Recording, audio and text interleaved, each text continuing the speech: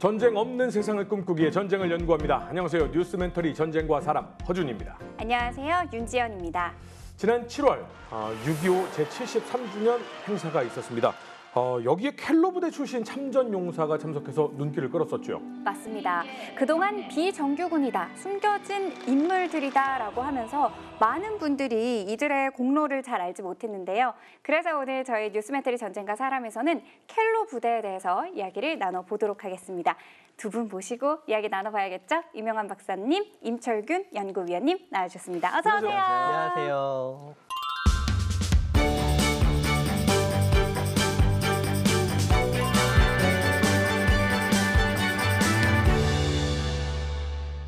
켈러 부대, 아마 밀리터리를 사랑하시는 분들이라면 당연히 아실 건데 생소한 분들도 많을 있어요. 거라고 생각이 듭니다. 켈러 부대 출신 부대원분 공식 행사에 초청받은 건 처음입니다. 맞죠? 네, 맞습니다. 그동안 비밀 부대로 알려진, 근데 사실 나름 유명했습니다. 네. 저희 어릴 때도 저희 세대는 다 알았거든요. 이름 들으면. 그럼에도 불구하고 이 부대가 원래 미군 소속이었고 또 이제 첩보부대라는 게 음지에서 일하는 부대잖아요. 그러니까 여러 가지 사정 때문에 많이 알려지지 않았는데 이번에 유공자로 인정을 받게 되었고 행사에 참석하셨습니다. 그리고 너무 늦은 감이 있긴 하지만 사회적 존경심, 예우의 대가로 새로 제복도 마련해서 드려서 입고 참석하셨다고 하네요. 사실 그 전에 뭐 북파공작원 분들이라든지 그리고 영화로 제작됐던 뭐 실미도라든지 하나씩 밝혀지긴 했습니다만 K예로 정말 오랜 시간이 지난 후에나 인정을 받았습니다. K예로 어떤 부대인가요? 켈러란 코리아 리에종 오피스의 약자입니다. 이 뜻은 미 극동군 사령부 주한 연락처라는 뜻입니다. 얼핏 보면 미군하고 연락 담당하는 통역도 해야 되니까 그런 업무 담당하는 것 같은데 사실은 이제 대북 첩보 기관의 위장 명칭이었습니다. 그러니까 위장 명칭이었다는 거잖아요. 그렇죠. 도대체 이 시작은 언제였던 거예요? 첫 시작은 1930년대 중반에 이제 반공 독립운동가 분 중에 김성이라는 분이 계세요. 이분이 결성한 항일 비밀 결사단체 양호단이라는 게 있습니다. 이 단체가 이제 항일 운동을 해오다가 나중에 이제 독립이 되면은 반공 정신으로 이제 뭉쳐진 단체다 보니까 공산주의에 대항하는 어떤 첩보 활동을 했거든요. 그래서 원산 지역에 있는 뭐 소련군의 일제 공장 물자 수탈이라든지 이런 것들을 사진으로 찍어가지고 미제 24군단 CIC라고 해요. 정보참모처를. 거기에다가 이제 사진도 제공하고 자기들이 스스로 가서 보고도 해주고 하니까 미군 입장에서는 얘네 괜찮네 해가지고 이제 채용을 하게 된 거죠. 그래서 1948년에 우리 대한민국 정부가 수립이 되지 않습니까? 네. 그 이후에 이제 남아있었던 미군이 철수하면서 고문단 정도 남겨놓고 철수를 했거든요. 근데 그 군사 고문단 중에 제308 방첩대라는 데가 있었어요. 이 부대에서 대북 첩보 수집 임무를 담당을 했는데 원체 조직 자체가 빈약하다 보니까 정보 수집 능력도 제한이 되고 거기에다가 이쯤부터 38선 인근에서 남북한 무력 충돌이 빈번하게 벌어졌습니다. 거의 뭐 이건 뭐 전쟁 직전의 상황으로 봐도 무방할 정도로 연대급 부대가 충돌하는 뭐 이런 대규모의 충돌이 많이 벌어졌거든요. 가뜩이나 조직도 빈약한데 뭐 특수부대원들을 보낼 수도 없고 첩보를 수집하러. 그러다 보니까 야 이건 안 되겠다라는 생각이 이제 들면서 1949년 6월 1일에 미 극동군 사령부 윌로우비라는 정보참모 부장이 있었어요. 이분이 이제 독자적인 조직으로서 위장 명칭을 가지고 활동하는 첩보 단체로 기존에 있던 양호단의 멤버들을 이제 사용하게 된 것이 켈러 부대의 시작이라고 볼 수 있죠. 네, 사실 영화를 봐도 그렇고 첩보 부대라든지 위장 부대 이런 경우는 정보 수집이 제일 관건 아닌가요? 맞아요. 네. 그래서 켈러의 주 임무도 북한의 정부기관이나 군 조직 이런 데 침투해가지고 거기서 첩보를 캐내는 게 주요 임무였어요. 그러니까 처음에 시작은 미군 정보요원 5명하고 한국인 대원 10명으로 이제 시작을 했거든요. 나중에 이제 전쟁이 발발하고 나서 첩보 수집이 점점 더 중요해지니까 조직이 이제 위스키, 선, 고트, 뭐 SOU라고 해가지고 특수공작부대 이렇게 한 4개 단위 부대를 거느린 부대로 발전을 합니다. 근데 요 비슷한 시기에 북한에서는 김일성이 집권을 했지 않습니까?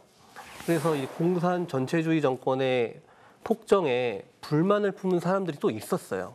이 사람들이 이 전체주의 폭정에 맞서서 일어나가지고 스스로 자생적인 무장 단체를 꾸릅니다.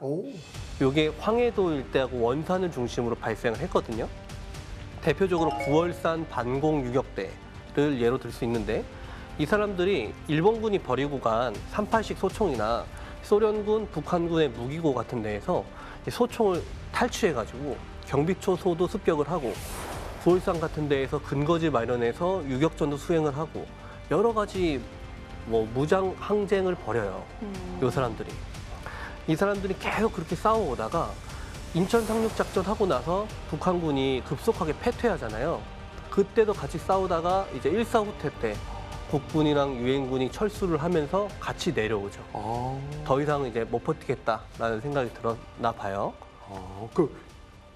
이 김일성이 집권했을 때 사실 이 남쪽에도 김일성에 동조하는 약간 이 공산주의자들이 소요 사태를 일으키곤 했었는데 북한에도 자유주의를 염원하는 김일성에 반대하는 또 이 자유주의 이 시민들도 계셨겠네요. 이게 좀 특이하게 우리가 이제 이념에 의한 분단 상황이라는 거는 세계적으로 굉장히 드문 상황이잖아요.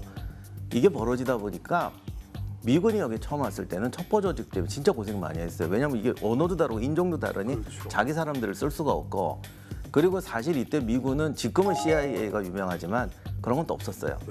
굉장히 초보적인 조직밖에 없어서 이런 능력이 되게 약했습니다. 그런데 이념에 의한 분단이 되니까 피난 가게 되고 또 적발해내고 이런 일이 생기니까 그냥 자생적처럼 이런 조직이 생기는 거예요. 이렇게 해가지고 어쨌든 1.4 후퇴 때 같이 대규모로 철수를 하다가 사람들이 대부분 연평도나 백령도, 뭐 기린도, 용호도 이런 데로 섬으로 대부분 들어가고 일부는 전부 군산까지 내려오거든요.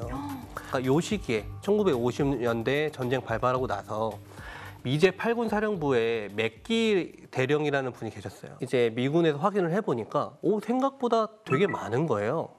그래가지고 이 사람들한테 무기도 지원해주고 식량도 지원해주면서 이제 북한군한테 맞서는 어떤 유격전 부대로 만들 필요성이 있겠다라는 생각이 들어서 만들어진 게 켈로 8240 사령부입니다.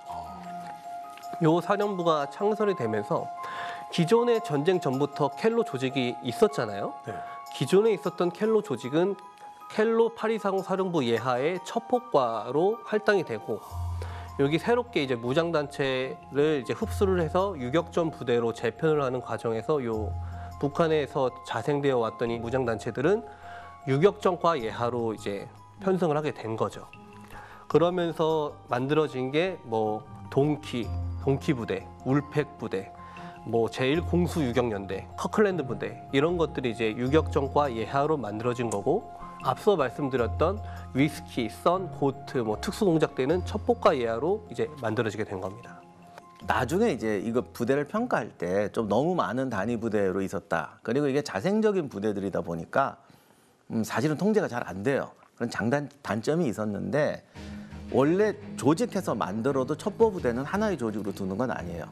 이렇게 서로 모르게 흩어나야 되는 네. 거거든요. 사실 여기서 우리가 제일 중요한 거는 한국전쟁 당시가 미군이 이 땅을 잘 모르는 데다가 첩보 부대가 사실 이렇게 자생적으로 만들어지는 경우 거의 없어요. 그리고 이렇게 될 땐 굉장히 위험합니다. 비전문가들이 동네에서 의용으로 만나기 때문에 저쪽 그 위장이 들어올 수도 있고 배신도 시켜야 할 수가 있고 그리고 우리 영화 같은 거 보시면 첩보원이나 유격부대는 사실 줄 타고 이런 훈련보다 더 중요한 게 적성이에요. 이게 안 맞으면 적진 상태에서 확 고립되고 갑자기 손 들고 나가버리거나 배신하거나 이런 게 있기 때문에 굉장히 테스트를 많이 해야 됩니다. 그런 걸 안 한 상태에서 지금 집단을 첩보부대로 인수하는 거예요. 그것 때문에 힘든 일도 많았지만 어쨌든 이런 거를 해냈다는 것은 한국전쟁 때 이 켈러 부대나 유격부대 전사는 아마 미군들이 봐도 굉장히 놀랄 만한 거였고 특히 이때는 미군이 이쪽에 진짜 약했어요. 비전문적인 의용군을 가지고 첩보 조직을 해서 3년 동안 한국전쟁을 이끌었다. 더욱이 그때 위성이 있긴 해요. 여기는 또 우리 중공군 얘기할 때 많이 했지만 항공정찰도 안 되는 땅이에요. 그래서 이런 켈러 부대나 유격대 정찰 능력, 첩보 능력이 너무너무 중요했던 거죠. 사실 뭐 대한민국은 전 세계가 이루어내지 못했던 정말 기적적인 것들을 많이 이뤄냈습니다. 정말 그냥 자생적으로 발전해서 우리가 할 수 있습니다. 우리가 하겠습니다라고 해서 발전한 그 켈로 부대가 잠깐만 너희들은 이렇게 해서 부대를 만들어주면 잘하겠는데 라고 해서 이 창설이 된 8240 부대까지 발전을 해서 아예 그냥 극동문 사령부로 통합이 되고 네. 이것이 이제 아예 배치가 된 상황까지 지금 이어졌는데 이렇게 방공 인사들 자생적으로 활동하신 분들이 부대원이 된 거죠. 근데 또 임철균 연구위원님이 이분들을 직접 만나 뵙고 왔다면서요. 맞습니다. 제가 직접 만나 뵙고 왔고 준비된 영상이 있으니까 같이 한번 보시죠. 저분이 지금 이창건 박사님이신데 지금 입고 계신 복장이 저 의복이 이번에 정부에서 이제 해주신 영웅의 제복입니다. 우리 고향에서 온 아주 머리 좋은 선배님이 계셨는데 이 양반이 세계 정세에 대해서 굉장히 잘 알고 계세요.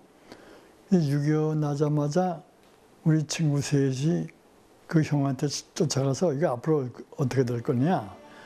그랬더니 자기가 사실은 이런 데서 아르바이트 하기 위해서 보고서를 작성해주고 있는데 북한과 중국과 소련이 북한을 지원하고 있으니까 아마도 미국도 한국을 앞으로는 지원해 주지 않겠느냐. 그래서 미국의 지원을 얻기 위해서 정보를 73번이나 올렸답니다. 근데 그 선배님께서 전쟁이 났으니까 이젠 우리 부대에 들어와서 같이 일하면 좋을 것이다. 전해서 대구에 가서 시험 치고 쳐서 셋이 다 붙어서 그때부터 일하기 시작했습니다. 저분이 진짜 정말 대단한 게 전쟁 끝나고 나서 아무것도 없는 불모지였잖아요. 네. 근데 우리나라에 원자력 공학이라는 것을 일으켜 세우신 분 중에 한 분이에요. 저분이 세계 원자력협회 회장도 하시고 대단하신 분입니다. 정말로. 화면에 나오시는 분은 박충암 이제 유격군 전후의 회장님이신데 저분은 이 8240 사령부 아까 동키부대, 울팩부대 이렇게 있다고 하셨잖아요. 울팩부대 3대대장이셨습니다. 그래서 직접 지휘도 하셨고 나중에 저 8240 사령부가 한국군으로 전환이 되거든요. 네. 8250 부대가 전환이 됐다가 나중에 특수전사령부 모체가 되기도 하는데 어쨌든 저분은 나중에 한국군 대령까지 근무를 하시다가 전역을 하셨습니다. 나는 6.25 철에 이북에서 올라버렸어요. 그러다가 6.25가 나면서 고향까지 걸어갔습니다. 국군이 서울로 수복해가지고 고향 하도 가고 싶어서 걸어서 고향까지 갔는데 1951년도 겨울에 중국군들이 넘어왔을 때에는 이북에서 내려와가지고 연평도에 내가 가 있을 때예요. 그때 어떤 방위장교가 한 사람 와가지고 유격군에 들어갈 것을 혼장했어요. 제2편대라고는 방위군에 들어갔습니다. 방위군에 들어가자마자 우리 그 방위군에 나와 있는 그 사람들하고 우리 고향 사람들이 그 미군 부대에 갔다 왔더라고. 100년도 미군 부대에 갔다 왔는데 유격군 다 들어온다고 모집한다고 하더라. 유격군에 자원을 하면서 방위대 겸 유격군이 됐죠. 6.25 때 이제 내려오셨다가 올라가는 과정에서 우리 고향이 왜 이렇게 됐어? 라고 하면서 이제 싸우게 되신 분이죠. 근데 그 전에, 울팩부대 전에 먼저 만들어졌던 동키부대, 뭐 9월산, 유격대 뭐 이런 사람들이 자생적으로 이제 싸웠던 분들이고 그분들의 영향이 막 퍼지면서 저런 분들도 생겨나고 많이 생겨난 거죠. 6.25 이전에 이미 김일성하고 싸웠던 분들이 계셨다는 건 참 놀랍네요. 네. 당연히 6.25 때 나라를 위해 자신의 목숨을 돌보지 않고 목숨을 희생하신 분들 너무너무 많았는데 켈로 부대원 분들도 정말 그 이전부터 그 시작부터 함께 하셨는데 정말 뭐 대단하신 분들이네요. 우리가 사실은 모르는 분도 많을 수도 있어요. 원래 첩보 조직에서 활동했던 분들은 잘 안 알려지잖아요. 네. 우리가 지금 알고 있는 거는 기억에 의해서 알려지는 건데 이게 특히 북한에 들어가서 내부적으로 첩보했던 분들은 뭐 돌아가시거나 선이 끊어지면 알 수 없는 경우가 되게 많죠. 킬로 부대 안에서도 뭐 첩보과, 유격전과 뭐 이렇게 나뉘어져 있다라고 했잖아요. 나중에요. 8240 부대 만들어지고 네. 나서. 그러면은 이 각각의 성격도 조금씩 다를 것 같아요. 그렇죠. 네. 첩보과는 말 그대로 첩보 수집이 주 임무입니다. 그래서 이때 당시에 1950년 6월 25일에 전쟁이 딱 발발하고 나서 당장 전술 첩보가 급박했잖아요. 전선이 하루가 다르게 밀리는 상황이니까. 그래서 이때 켈로가 전선의 보병사단들을 지원하기 위해서 TLO라는 조직을 만듭니다. 전술연락사무소라는 조직인데 이게 켈로 첩보대라는 조직을 만들면서 이 TLO를 배치하기 시작했어요. 이제 이런 전술 첩보 위주로 첩보 활동을 쭉 진행을 하다가 나중에는 이제 서해안에서 어선 한 척 가져다가 오퍼레이션 셀러맨더라는 걸 합니다. 그러니까 별게 아니고 어선 띄워놓고 어부인 척 위장하면서 저기 무슨 포대 있고 저기 북한군 몇 명 돌아다니고 그런 걸 첩보 수집을 한 거예요. 그게 나중에 좀 더 커져가지고 나중에는 뭐 1공작 지구대, 뭐 보트 해상대 뭐 이렇게 조직화되면서 이제 첩보 활동을 활발하게 한 거죠. 나중에는 이게 8240 사령부 통합된 다음에는 첩보과 예하에 3개 중대가 생깁니다. 그 정도로 규모가 커졌다가 이제 조직이 세분화되기 시작해요. 지금 첩보과 얘기했잖아요. 지금까지는. 네. 유격전과도 이제 돌아볼지 않을 수가 없는데 유격전과는 1951년 2월 중순에 아까 제가 그 1월부터 부대 만들어지기 시작했다고 했잖아요. 2월쯤 되면은 이제 미8군 작전참모부 지구전과에서 백령도에 윌리엄 에이블 기지라는 걸 만듭니다. 요 기지를 나중에 레오파드 기지라고 이름을 바꿔요. 근데 여기를 기준으로 이제 동키 부대라는 무장 단체에게 명칭을 내려준 거예요. 그러면서 이제 이 동키 부대가 나중에는 1952년 11월이 되면은 연합군의 유격 부대 병력 증강 계획에 의해서 굉장히 급속도로 확장을 하기 시작합니다. 근데 이렇게 급조한 부대다 보니까 보급품도 시원찮았고요. 병력도 뭐 어디는 143명 있는데 어디는 890명 있고 천차만별이었어요. 그러다 보니까 훈련도 정확하게 받지 못했죠. 그 최초 창설 초기에는 한국 해군이 가지고 있는 조그마한 그 함선, 그 함선에 타고 다니는 해군들을 그러니까 해군이 주로 주기적으로 섬에 들렀어요. 그 해군을 잡고 아들이 엄마 쳤달라고 하듯 해군만 보면은 해군 잡아가지고 무기 좀 주셔, 총알 좀 주셔. 그 부탁이에요. 전부 많은 사람들이 밀려가서. 그 후에 날짜가 가니까 미국 사람들의 보급이 점차 이루어져 가지고 그 보급 체계가 이루어진 거죠. 그래서 새로운 그 무기인 칼빈 소총도 M2 소총도 나오고 M1 총도 나오고 나중에 심지어 뭐 라켓포까지 나왔어요. 그래서 미군이 무기를 다 담당을 해줬습니다. 탄약하고 교육 훈련은 받지 않고 전부가 다 이북에서 온 사람들끼리 모인 거기 때문에 이북에서 모인 사람들이 갈 때 올 때 잘 데가 없어서 연평중학교를 그 겨울에 연평중학교를 숙소 겸 교사 겸 훈련장으로 해서 거기서 먹고 살면서 그저 제식 훈련 정도로 하면서 훈련을 했습니다. 그거 이외에는 뭐 방위군이 있지만 그런 훈련을 해야 될 필요성이 잘 느껴지지 않아가지고 제식 훈련만 하면서 부대 단합 군대 위주로 훈련을 했습니다. 그런 건 뭐 전혀 못했죠. 실탄도 없지만 실탄이 아까워서 쏠 수도 없고 그런 실탄도 전혀 없었습니다. 제대로 된 무기도 훈련도 없고 정말 열악한 상황이었네요. 그러니까 사실 당시 미군은 이런 훈련시키는 능력도 별로 없었어요. 그런 전문 조직도 없고 여기 관여했던 미군 군 회고록을 또 읽어보면 사실은 본인도 잘 모르는 거야 이게. 그러다 보니 진짜 어떻게 보면 굉장히 열악한 상황이고 이게 준비되는 단계면 2단계에선 전쟁 못 들어가죠. 근데 이미 전쟁이 난 상황이기 때문에 여러 가지 단점을 무시하고 하는 건데 사실은 첩보나 유격전이나 이런 식으로 하던 더 큰 희생이 나올 게 되게 많고요. 정말 훈련도 제대로 받지 못하고 훈련 시켜줄 사람도 없고 그리고 고향 사람들 아는 사람들끼리 뭉치니까 장점도 많지만 단점도 많아요. 예를 들어 전쟁하면 그러니까 이게 통제가 안 되는 거지. 감정 조절하기 힘들고 그렇죠. 이런 여러 가지 문제, 보안 문제도 심각하고 이런 등등 때문에 리더십이나 이런 것도 되게 많았고 기관 요원이 없고 전문 장교나 조직이 없고 자생 조직이니까 합쳐 놓으면은 문제가 또 생길 수도 있는 거죠.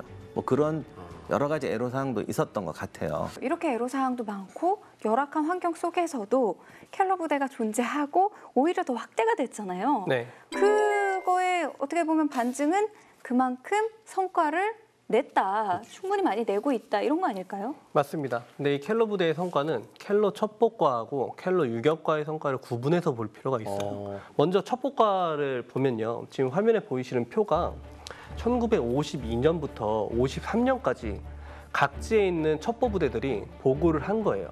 지금 왼쪽에 가장 왼쪽에 있는 게 켈러 부대가 보고한 건수거든요. 월등히 많은데요? 월등히 많죠. 네. 다른 부대들하고 비교해 보면은 거의 2배, 많으면 3배 차이 나는 때도 있어요. 저러다 보니까 저 첩보가 연합군사령부에서는 너무 소중했던 거예요. 일례로 지금은 전투기가 뜰 때 기상전대에서 다 기상을 확인해가지고 다 얘기해 주잖아요. 근데 저 당시에 미국은 지금처럼 뭐 지구권 타격 사령부가 가지고 있는 스텔스 폭격기가 있어가지고 B2가 뭐 레이더에 안 걸리고 날아가고 그런 게 없잖아요. 그러다 보니까 뜨기 전에 기상전대도 없었어요. 기상을 정찰할 정찰기를 먼저 보내야 되는 거예요. B-29 중폭격기를 기상 정찰기로 개조해서 보냈는데 느려 터진 폭격기가 가면 미국이나 야크기 같은 전투기한테 당연히 밥이 될 수밖에 없겠죠. 뜨는 족족 다 떨어지는 거예요. 나중에는 이제 미군 조종사들이 안 가려고 그랬어요. 6.25 때 중국서 기상 자료를 하나도 안 줬어요. 근데 우리나라 기상은 편서풍 영향을 받기 때문에 중국 대륙 기상 자료가 없으면은 그날의 일기예보를 할 수가 없어요. 그래서 일본에 있는 미 공군이 전투기를 한국에 보내기 전에 정찰기를 늘 띄웠다고요. 근데 정찰기가 북한에 올라가면 소련 미국한테 번번이 추락당했다고요. 그걸 우리가 잠자리를 잡는 제비라고 얘기했거든요. 그러니까 미국 그 정찰기 조종사들이 안 가려고 그래요. 그걸 최규봉 대장이 우리 기상대에 가서 대원들을 훈련시켜가지고 북한의 기상대를 상주시켰죠. 지금도 서해안 쪽이나 뭐 제부도나 뭐 이런 데에서 야 구름 서울 쪽으로 간다. 그럼 서울에서 비 내리고 1시간 뒤에 비 내리고 그래요. 그러니까 그거를 했다는 거잖아요. 그렇죠. 그런 것도 했고 이건 첩보과의 구체적인 상황이고요. 유격전과의 유격연대들은 좀 더 직접적인 유격전을 수행을 했습니다. 예를 들면은 야 중공군 들어온 것 같은데 맞아? 확인해봐. 라고 이제 명령이 내려오잖아요. 유격연대가 들어가서 이제 중공군은 잡아와야겠고 각지로 8240 사령부의 동키, 울페 이런 부대들이 들어가가지고 중공군을 찾아서 일부는 생포해서 데려오기도 하고 완전 저 북쪽 신의주 쪽으로 들어갔던 부대도 있을 거 아니에요. 그런 부대는 잡아서 오다가 너무 막 꽥꽥꽥 소리 지르면 위험해지잖아요. 그렇죠. 목 잘라가지고 목을 가지고 온 거예요. 잘린 목을 올려다 놓고 중공군이다 하니까 미군이 말을 안 하잖아. 이거 중공군인지 어떻게 알아? 어떻게 알아? 그래서 다시 잡으러 가고 이런 사례도 있었어요. 인천 상륙작전에서 켈러 부대 뭐 활약은 대단했다고 많이들 이제 전해져 내려오고 있죠. 맞습니다. 인천 상륙작전 확률 들어보셨어요? 인천 상륙작전이 들었는데, 성공할 확률. 굉장히 많이 들었는데. 기억이 나도 안 나요. 많이 들었는데 난 원래 숫자는 기억 안 하는 게 신조라. 5,000분의 1입니다. 5,000분의 1. 성공할 확률이 5,000분의 1. 실패할 확률이 5,000분의 1이 돼도 그거 들어가는 걸 망설여지는 게 군사작전인데 실제로 전 세계에서 가장 상륙작전을 하기 어려운 곳 중에 하나가 인천이에요. 네. 그거는 명백한 사실입니다. 근데 그게 성공하기 위해서는 켈러 부대원들의 정말 눈물 없이 볼 수 없는 그런 희생들이 있었는데 그 관련해서 이창근 박사님께 직접 한번 들어보도록 하겠습니다. 네. 저희가 모시는 최규봉 대장님이 계세요. 이 육군 대장이 아니고 그 단위 부대 책임자 대장님인데 그 책임자를 미국 그 해군 대위가 했어요. 이 사람의 지휘로 메가다 사령관의 명령을 받아가지고 8m를 점령해서 거기다가 등대에 불을 붙이고 그 다음에 서쪽에 성저기를 달아라. 그 이유는 불을 켜도 북한군이 켰는지 누가 켰는지 모르니까 성저기를 서쪽에 달아야 우리가 진격할 수 있다 해가지고 그 6사람이 들어가서 북한 일개 분대를 없애버리고 성저기를 다니까 그것을 망원경으로 본 메가다 사령관의 시국부서는 진격했죠. 그것이 인천 상륙작전의 시초입니다. 8m는 우리나라의 최초로 설립된 등대예요. 그런데 그 등대 옆에 북한군이 폭발물을 많이 설치했다고요. 그 다음에 미군들이 군함이 이거 들어오려니까 해심이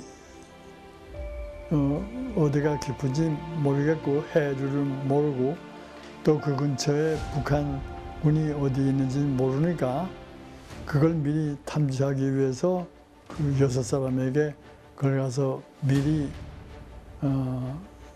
점령해가지고 미국 성저기를 달라고 그랬죠. 근데 그때 에피소드가 이 등대에 불을 붙여야 되겠는데 등대에 불을 붙이는데 기름이 들어가는 그 파이프라인에 그 발브가 없어요. 그래서 그거를 최규봉 대장이 찾아서 이 사람이 1시간 기도를 했대요. 그래서 찾아가지고 거기다가 달아가지고 기름이 들어가서 불을 붙였습니다. 아, 켈로 부대원들이 8m를 점령해서 성조기를 달고 등대에 불을 붙였던 거군요. 성공 확률이 5,000분의 1밖에 안 된다는데 등대에 불을 밝히고 인천 상륙작전이 성공했다고 이제 회고를 하시더라고요. 근데 보면은 인천 상륙작전 말고도 다른 전투에서도 이 켈로 부대가 활약을 한 게 있죠? 일반인들에게 좀 비중이 그렇게 세게 알려지지 않은 전투가 용문산 전투하고 8호 전투인데 1951년에 중공군 충계대공세라는 거는 한국전쟁 아시는 분들 많이 들어보셨을 거예요. 그때 그 충계공세가 한 번이 아니고 4월, 5월 연속으로 벌어지는데 이때 화천 쪽에서 중공군이 결집하기 시작하니까 이제 연합군 쪽에서 보니까 이게 뭔가 좀 심상치 않은 거예요. 그러니까 이거 분명히 대공세를 준비하고 있다. 이런 이야기들이 돌았고 눈치는 챘는데 어디 있는지. 당시 이게 중공군이 제일 문제가 워낙 산 타고 들어오니까 다 지킬 수가 없어요. 그 당시 병력이나 뭐 장비로든 이러니 이게 어디에 있는지, 어디로 오는지, 언제 올 건지 이거를 파악해내는 게 너무너무 중요했거든요. 그러다 보니까 이제 켈로 부대원들이 대거 투입되는데 거의 1월, 12월쯤, 그러니까 50년 12월부터 공중 투하가 돼서 그 눈 덮인 산에서 돌아다니는 것이죠. 근데 당시에 생존율이 40% 정도였어요. 그러니까 귀환율이. 그러니 뭐 희생을 하는데 유엔군도 폭격을 하거나 사전에 집결지를 때려야 될 거 아니야. 때리고 있는데 이상하게 때려도 또 나타나고 때려도 또 나타나고 그리고 제일 중요한 건 어딘지 모르겠고 그래서 중국어를 할 줄 아는 분을 뽑아서 12명을 투입을 했습니다. 그런데 그분 한 분이 돌아오면서 하는 말이 어느 지점에 있는 게 가짜다. 나무로 만든 것이다. 별거 없다. 그래서 그 위험한 상황에서 국군 육사단이 공격으로 나가서 하천발전소를 탈환을 했다고 그래요. 근데 이 사건은 이 전투가 사실 굉장히 극적이고 한 번에 이루어진 게 아니고 밀고 밀리고 나중에 용문산에까지 갔다가 다시 올라오는 4월부터 5월 사이에 굉장한 격전이었기 때문에 그 엄청난 전투 중에 켈러 부대가 적진을 누비면서 수많은 어떤 위치 이런 노력을 한 것이 한국군 전세에 길이 남는 대승을 거두는데 밑거름이 됐다라고 할 수 있겠습니다. 켈러 부대에 여성 부대원이 있다라는 맞습니다. 얘기였거든요. 켈러 첩보대에도 있었고요. 유격대에도 있었어요. 오히려 유격대가 더 많았죠. 첩보대의 경우에는 썬데에 뭐 심영애, 박정숙 뭐 이런 분들을 포함해서 여성 대원이 한 20분 정도 계셨대요. 이분들은 이제 황해북도나 연백 출신이고 그래서 현지 실정에 되게 능통하셨다고 해요. 이분들 중에는 직접 침투 공작을 수행하신 분도 있었습니다. 총 51년에 이제 미 2사단 티에로에 배치되어 계셨던 유덕기 김인현 대원의 증언에 의하면은 여성 공작원이었던 청금자 대원하고 어린아이 1명과 함께 적진에 침투를 했었고 강원도 인제군 해안면에 침투를 해서 거기서 이제 한 달 동안 잠복 근무를 하면서 첩보 보고를 계속 해오다가 이제 간신히 탈출을 했는데 청금자 대원은 행방불명이 돼서 생사를 알 수가 없습니다. 8240 유격대 같은 경우는 박사님께서 잘 설명해 주셨다시피 동네 사람들끼리 아름아름 이게 모인 경우가 많잖아요. 그러다 보니까 상당히 많은 여성 대원들이 좋게 말하면은 작전 지속 지원, 그러니까 직접적으로 말하면 뭐 취사, 빨래, 뭐 간호 이런 거를 주로 하신 거예요. 그러다 보니까 정식 대원으로 등록이 안 된 경우가 굉장히 많았어요. 그래서 이게 부대원으로 활동을 했는데 정식 대원으로 등록이 안 되고 부대원들 간에는 대원이 아니라 식모라고 부르는 경우가 있어서 그래서 좀 안타까운 경우가 많이 있습니다. 거기서 그 지역에서 근무를 같이 했던 밥을 해줬던 이발을 했던 간에 거기 다 군인이죠. 다 유격대죠. 또 편안하게 사는, 불하게 사는 것이 아니기 때문에 다 유격군입니다. 나는 뭐 100% 군인으로 봅니다. 그래서 내가 있던 부대에 식모들도 다 군인으로 써줬어요. 유격군이다. 위생병도 여군이 많고. 8m 점령하기 전에 2주 전부터 그 옆에 있는 섬에서 지원 역할을 했어요. 근데 그러니까 나보다 한 2, 3주 선배이신데 그 부대 안에 경북 여고 졸업반 학생 2분이 계셨다고 얘기를 들었고 또 북한 안에도 교환수라든가 간호사를 위장한 저희들의 그 첩보원들이 있다고 여러 번 얘기를 듣고 있었습니다. 전투 요원은 없고 그런 그 소프트 면에서 근무한 분들이죠. 아니 취사병도 행정병도 다 부대원인데 그렇죠. 이때는 그런 개념이 좀 없었던 네. 거네요. 첩보부대에서는 제일 선호했던 여성 직업이 하나 있어요. 첩보.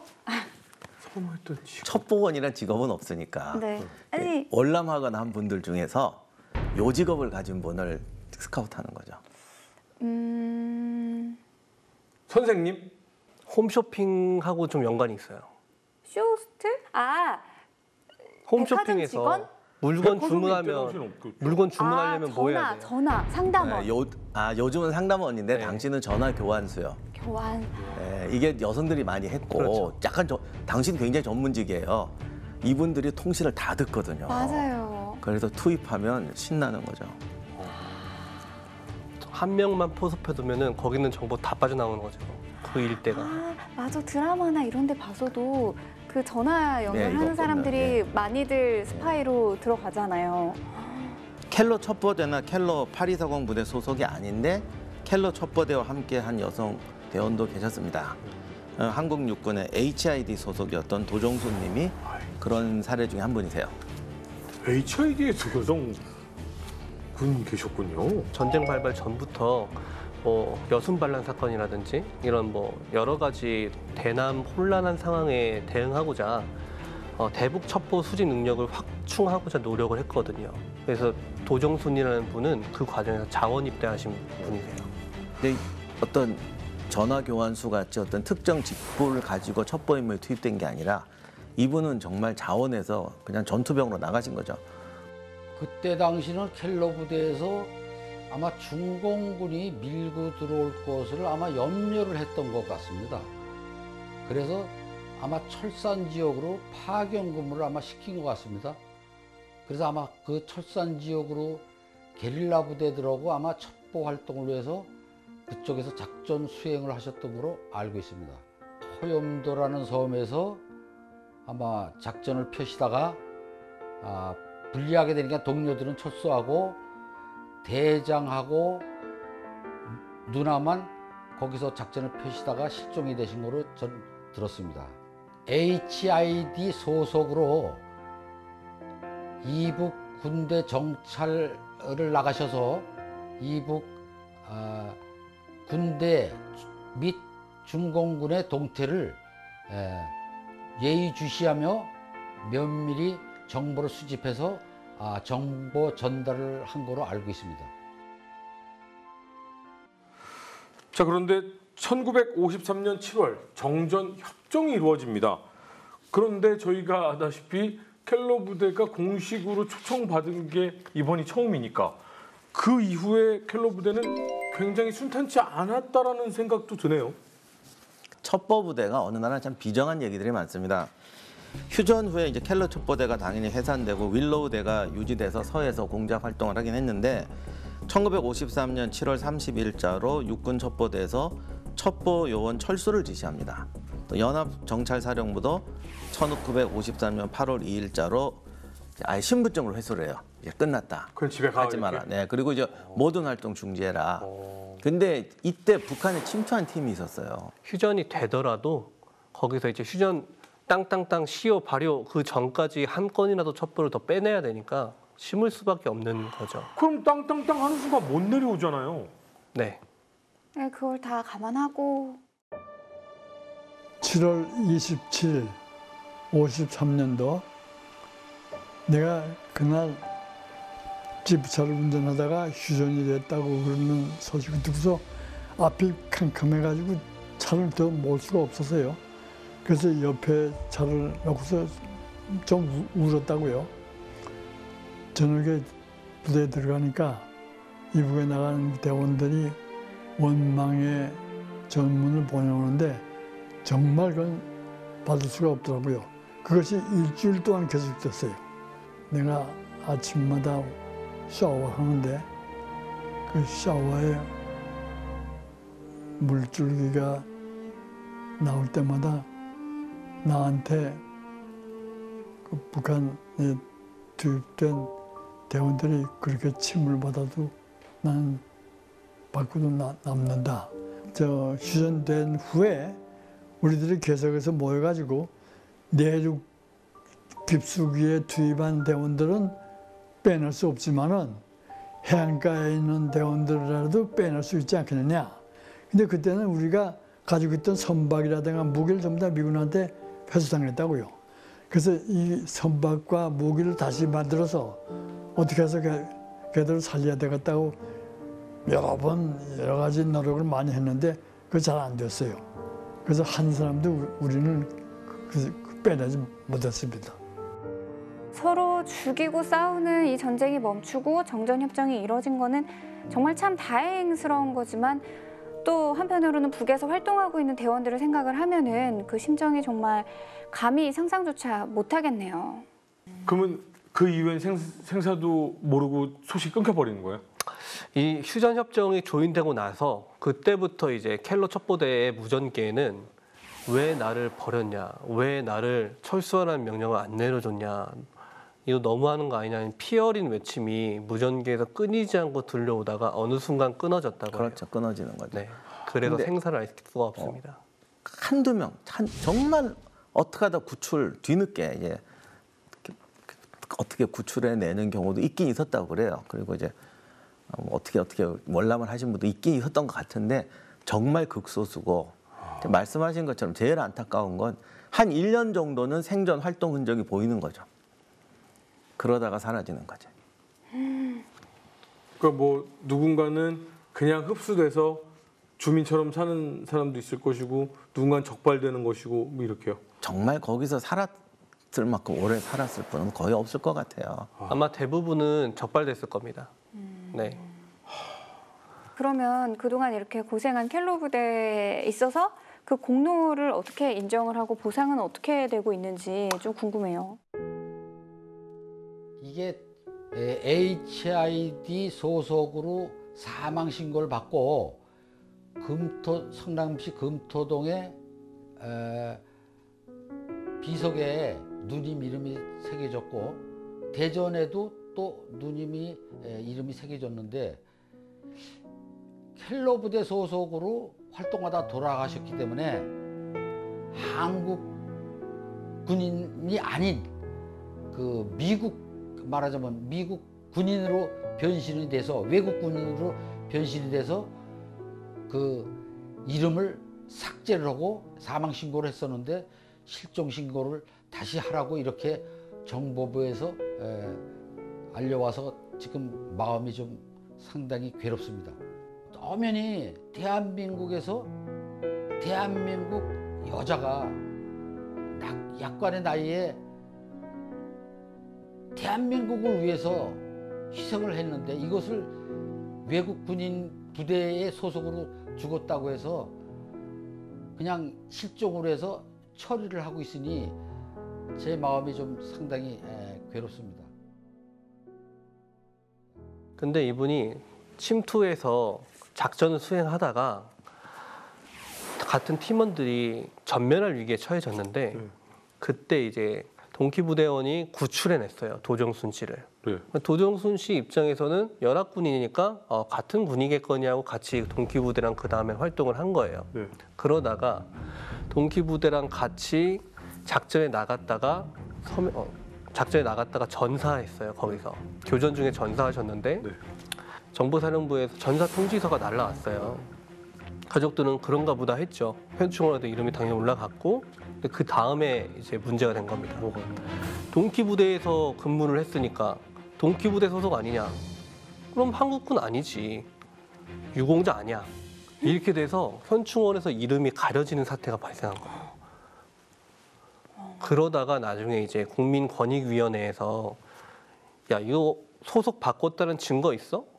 없거든요. 소속을 바꿨다는 게. 그러니까 다시 심의해봐라고 이제 권고가 나온 상황이고 그래서 국방부에서 관련해서 다시 심의를 진행을 하고 있는 상황으로 알고 있습니다. 그러니까 빨리 저 명예회복이 긴급하게 이루어져야 되는 사례 중에 정말 수많은 사례 중에 극히 빙산의 일각인 거죠. 도정순 씨의 사례는. 무슨 가짜 전투에 참여하지 않았는데 활동하지 않았는데 이름을 올린 거라면 심의해서 뭐 이렇게 할 수도 있는데 이 소속 이런 건 행정적인 문제잖아요. 그러니까. 지금 도정순님 같은 경우는 이게 행정 심의 문제가 아니잖아요. 이거는. 그렇죠. 이거는 그러니까 이러니까 공땡땡이다라는 얘기 듣기 싫으시면 그런 한심한 행동 하지 않으셔야 돼요. 그나마 다행인 게 21년 4월에 이제 정부가 국민의힘 한기호 의원의 대표 발의한 법안이 있어요. 6.25 전쟁 전후 적지역에서 활동한 비정규군 공로자 보상에 관한 법률안. 요거를 제정을 해가지고 24일에 비정규군 공로자 보상 심의를 해서 켈로 첩보대랑 켈로 8240 부대에 소속되었던 이제 비정규군 생존자 143명과 그 유족 17분께 총 160명에게 15억 7천만 원을 지급하기로 결정했다고 합니다. 그리고 올해 3월부터 그 공로금이 지급이 되기 시작을 한 거죠. 재작년에요? 네. 그리고 이게 최초 발의가 된 건 2000년대 민주당의 김성호 의원이라는 분이 계셨는데 이분이 최초 발의를 하셨어요. 21년 만에 법안이 통과가 된 거예요.